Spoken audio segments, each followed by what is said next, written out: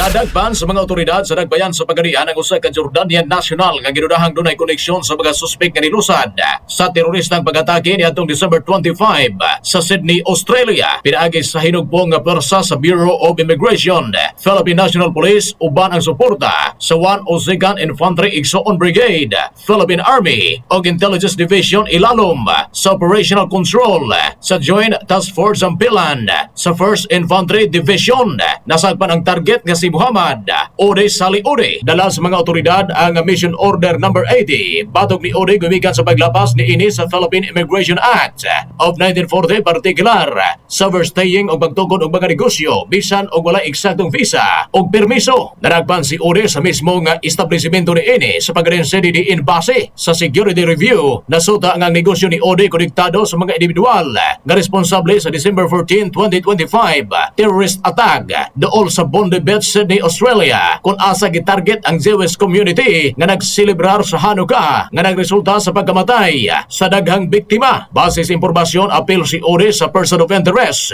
sa naasing ngilngig nga pagpangatake. Katropa mo sa balita gikan sa 89.5 XFM Pagadian. Ako si katropang Stanley Dueñas, XFM News.